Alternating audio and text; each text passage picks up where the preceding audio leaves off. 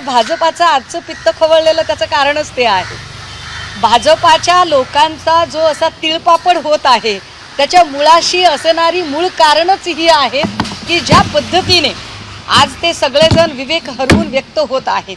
आम्ही वारंवार असं म्हटलं की पक्षीय राजकारणाच्या पलीकडे जाऊन आम्ही महाराष्ट्र आणि मराठी माणसाच्या हिताचा विचार करणारी माणसं आहोत। त्यामुळे हा मोर्चा सुद्धा एकत्रित येत असताना जर विषय एकच असेल, एकाच मुद्द्यावर लढाई चालू असेल, एकाच यंत्रणेशी लढा असेल आणि साध्य काय करायचं ते साध्य सुद्धा एकच असेल तर वेगळे मोर्चे काढण्याची गरज नाही।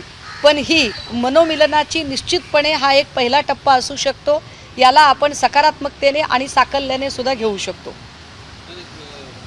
शेलार असंही म्हणतात की संजय राऊतांचे जे आका आहेत काँग्रेस त्यांनीच ही भाषेची त्रिसूत्री आणली असं शेलार म्हणतायत। मला वाटतं की आशिष कुरेशींना आका वगैरे शब्द जास्त आवडतात। ते स्वतः सांगतात की मैं कुरेशी हूँ वगैरे। त्यामुळे शेलार काय बोलत आहेत याकडे काही मला काही फार लक्ष द्यायला वेळ नाही आहे।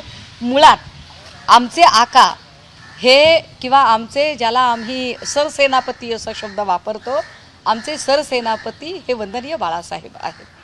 आणि बाळासाहेबांनी सांगितलेला विषय मला असं वाटतं की मोर्चाच्या निमित्ताने का होईना दोन नेते एकत्रित येणे म्हणजे वंदनीय बाळासाहेबांच्या स्वप्नातला पहिला अध्याय मूर्त स्वरूप घेत आहे असं सुद्धा म्हणायला हरकत नाही। नांदे म्हणायचे का दोन्ही ठाकरे बंधू एकत्र येण्याचे? जरी मोर्चाचं असलं तरी मनोमिलन होईल का असं वाटतं तुम्हाला? मला असं वाटतं की ज्या पद्धतीने काल दोन वेगवेगळ्या प्रेस कॉन्फरन्स झालेल्या होत्या।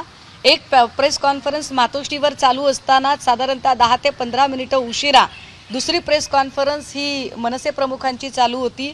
दोघांनी दोन वेगवेगळ्या तारखा जाहीर केलेल्या होत्या, पण जशाही दोन तारखा आहेत म्हटल्यावर मनसे प्रमुखांनी नेते संजय राऊत साहेबांना जो फोन केला आणि संजय राऊत साहेबांनी तितक्याच सकारात्मकतेने पुन्हा एकदा पक्षप्रमुख शिवसेना प्रमुखांशी त्या संबंधाने चर्चा केली आणि कुठलेही आडेवेडे न घेता म्हणजे मनसे प्रमुखांनी जितके आडेवेडे न घेता पहिला फोन राऊत साहेबांना केला तितक्या सहृदयतेने आणि सकारात्मकतेने साकल्याने विचार करत त्याला शिवसेना पक्षप्रमुखांशी चर्चा करून प्रतिसाद देणं मला वाटतं ह्या दोघांचीही ती मानसिक तयारी निश्चितपणे दर्शवत आहे।